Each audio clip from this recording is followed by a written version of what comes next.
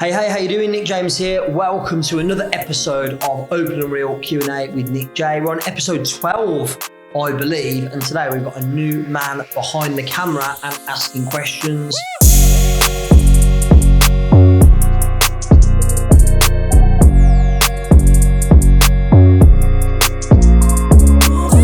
Dylan is the man this week. Say hello to everyone, Dylan. Hello. So let's get stuck in. What's the first question? So your first question comes from Casey Ann Sharp. Yep. And it's, what is the worst thing you have had to reprimand a team member for? I thought you were saying, what's the worst thing you've had to rap? I was like, to be fair, I have been known to chuck a few bars out in the karaoke, but I probably shouldn't share that. What's the worst thing I've had to reprimand a team member for? You know what? I didn't have to reprimand somebody for, I've just thought of the answer, but what I was going to share is I didn't have to reprimand somebody for this, but the worst thing that happened, I had a team member years ago that left the company, stole the database and sold it to somebody else, which is pretty bad. And, you know, I think these things are all lessons. So obviously then took measures from that lesson so that going forward, you know, we had more restrictions placed upon access to data and things like that. But yeah, back then I wasn't aware of that risk really. Worst thing I've had to reprimand a team member for, I'm not sure I can tell you who the team member is, although some will probably guess. We did have a team member probably 18 months ago, 2 years ago, actually put their fist through a wall in the office. Dylan's nodding his head and smiling, so he knows who it is. So I had to have a fairly serious conversation with said team member. Next one. Next question comes from Andrew Athenos, and it's, were there any close to the mark encounters with a well-known guest blatantly flirted with you? That's caught me off guard. Were there any, I guess what he's asking, have we ever had speakers? Speakers or podcast guests, I guess. Flirting with me? You know what? Either one of two things is happening here. Either I'm not very attractive because I don't really ever get anyone flirting with me, or my senses are that off that I'm just not aware of it. But I'm pretty sure that I've not had a guest, speaker, podcast guest, even client. I can't recall anyone like blatantly flirting. Fun story. I need to be careful with this one. Let's say a former colleague of mine many years ago once had a full-on stalker, like full-on.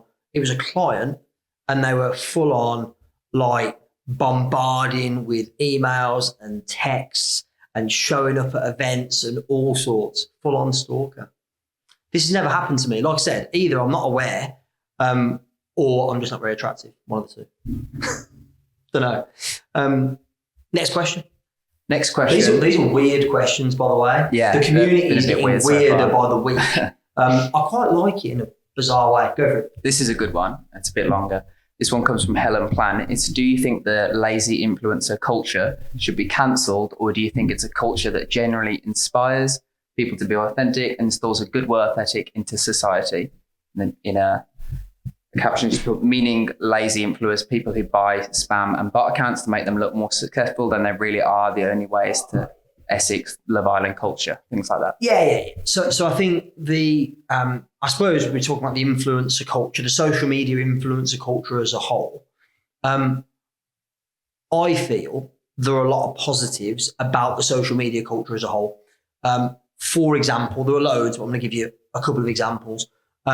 My son, who's 13, nearly 14, my oldest son, Zach, he has access to high quality content around mindset, around wealth building, around entrepreneurship that we never had at that age.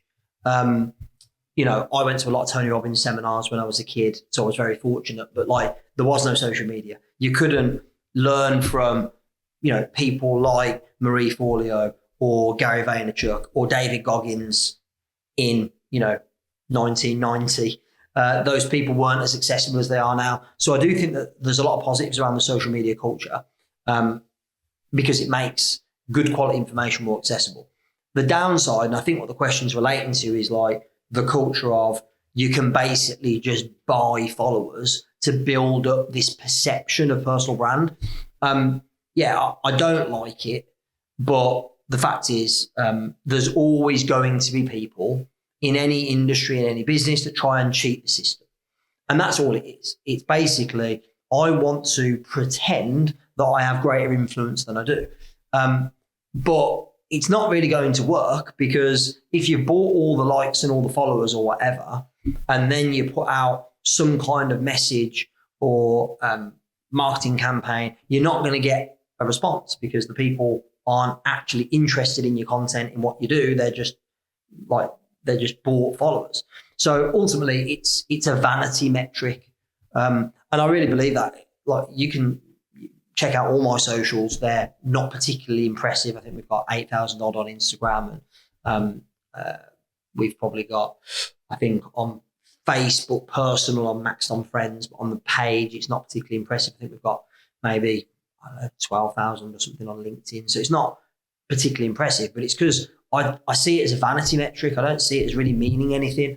Are there people who have built up wildly successful businesses without any social media? Yes.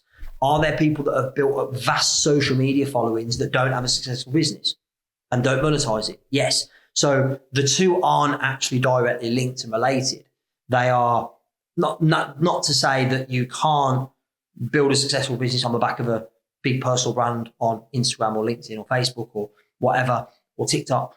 You can, but it's not a prerequisite for success. So I'm not that interested in it. But I do think the fact that you can essentially cheat the system is not a good thing. But ultimately, you'll never have long-term success if you try and cheat the system in anything, whether that's in social media following, whether it's in business, whether it's in sport. You're not going to have long-term sustained success. Any success you have will be short-lived.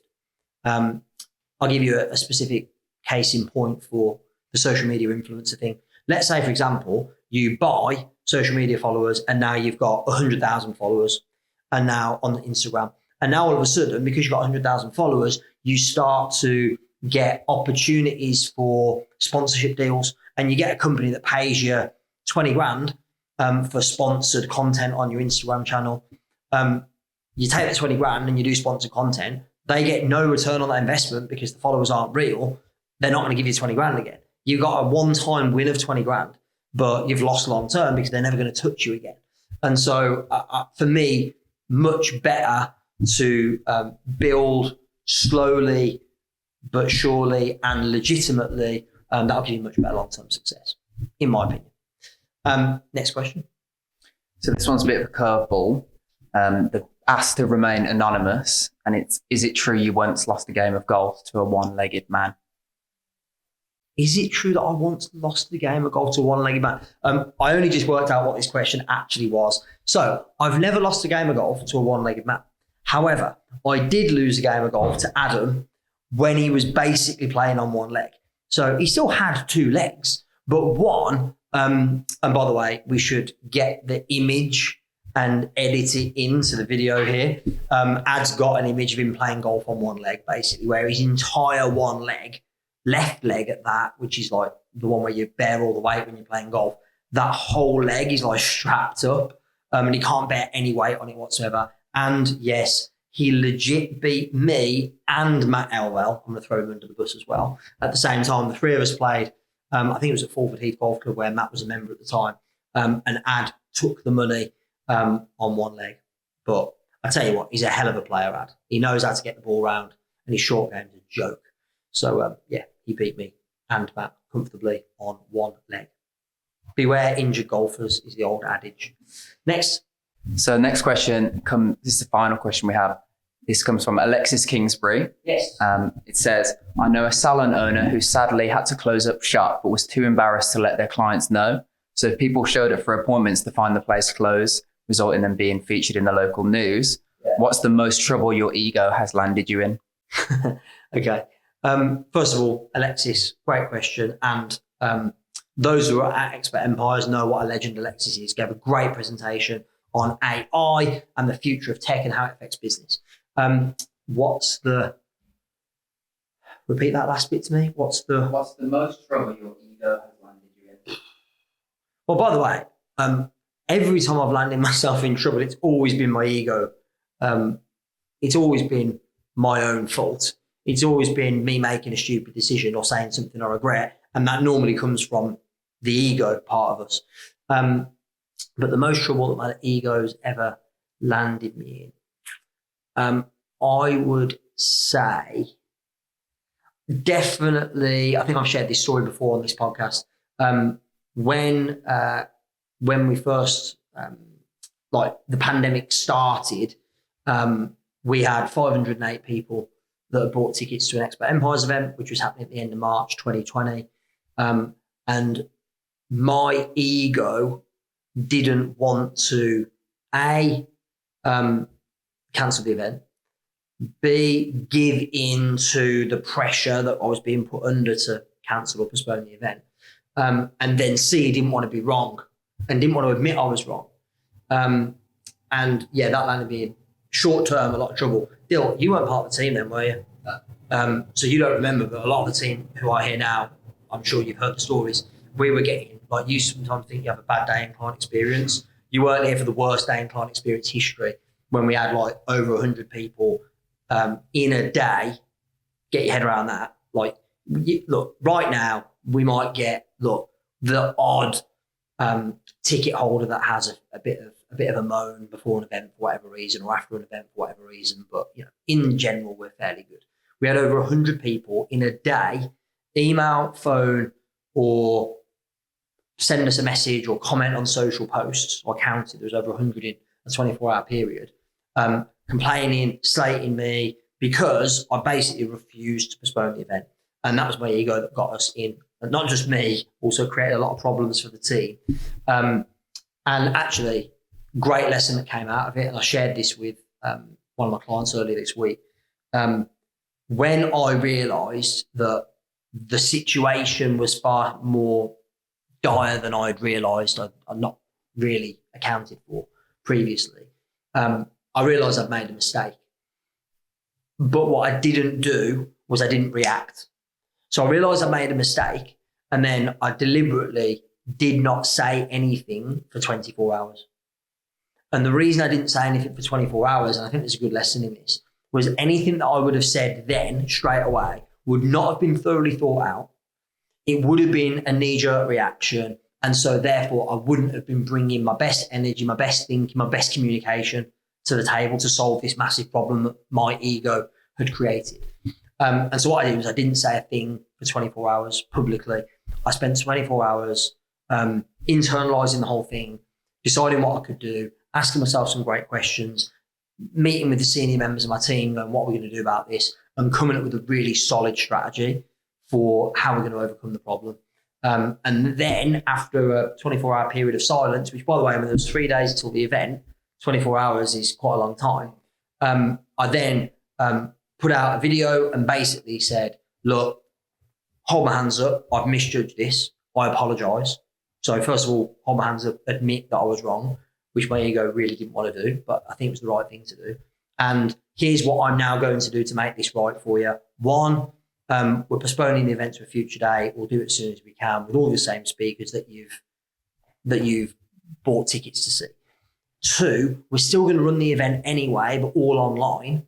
And you get to come to that online event for free. You don't have to pay anything extra. So you're essentially getting an online version and the live version of the event for no extra cost. We're also going to upgrade your ticket for free to the next live event. So if you bought VIP, you get Elite. If you bought Elite, you get access to all areas and so on. So we're going to add more value to you. So I basically just stack loads of additional value on. And I think in the end, out of 508 people, of which probably about 100-ish had been really, like loud in their displeasure and complaints, I think we actually ended up refunding. It was single figures, like 3 or 4 people, something like that, max. I don't remember how many it was, but it wasn't significant. And that was really just because they were still being arsy, and I was like, just give them the money back, and then they got nothing to moan about, quite frankly. But yeah, so I feel like my ego got me into that mess, but also it took, I needed the team around me to challenge me and tell me what they thought, and they thought I was making a mistake. That was really valuable. I think surrounding yourself with people that will challenge you and that are not just yes people, that's really important. And then also getting your ego out of the way and being willing to listen to that feedback and then internalize it and make a better decision. Because I was listening to Tony Robbins' audiobook recently called Money, Master the Game. And he was sharing a conversation that he'd had with, I think it was General Norman Schwarzkopf, who's obviously like a very famous veteran, military veteran, and renowned leader of people. And he basically said, look, as a leader, there's 3 types of decisions you can make. The best decision you can make is the right decision, of course, and we will do our best to make the right decision. The second best decision we can make is the wrong decision. But the worst decision we can make is the third type, which is no decision at all. And so sometimes you've just got to make a decision in the absence of having all the information. Even if you get it wrong, you can then change your approach, which is what I did, rather than just going, I'm going to do nothing. So I feel like that's what I did to, solve the problem that was created by my ego. And by the way, I probably could have given you another 50 examples. That was just the one that was the biggest one, that was most significant and front of mind. That's the final question. I've got a couple more. Keep going. We can do one more. One more. Let's do one. So this question comes from Helen Plant, and it's what experience have you had dealing with different tax systems? What experience have I had dealing with different tax systems? So I've always operated companies in the UK. I've never operated a offshore overseas company, so I can't really speak to that at all. So, I've always dealt with, of course, as we all have to, HMRC and the UK tax system, both from a company, UK limited company perspective, and from a personal tax perspective. So yeah, essentially, we pay our VAT, we pay our corporation tax, I pay my income tax. Are there ways in which I structure things to try and be more tax efficient? Yes. I'm certainly not going to dive into those here because I am not an expert on that. But I think that as a business owner, as an entrepreneur, you'd be naive to not explore how you can be most tax efficient. So I certainly think it's well worth doing that. But yeah, I'm not certainly not an expert on various different tax systems, structures, setups, international tax. I've got people that I go to for advice on those things, but yeah, I'm not an expert. Right, that concludes episode 12 of Open Real Q&A. Hopefully you enjoyed it. Thanks, Dill. How was it being in the hot seat for the first time? I liked it. Good. Fun. Well, I think we'll have you back. You did a good job. So thanks everyone for tuning in. Thanks for listening. If you're watching on YouTube, post any comments or questions you want to raise for future episodes below. You can also email any questions you've got in. They still come into Jav, JAV @expertempires.com. That's Jav, JAV @expertempires.com. Any questions you want to put forward for future episodes of this podcast, then please put them forward and we'll get them answered. Thanks for tuning in. See you soon.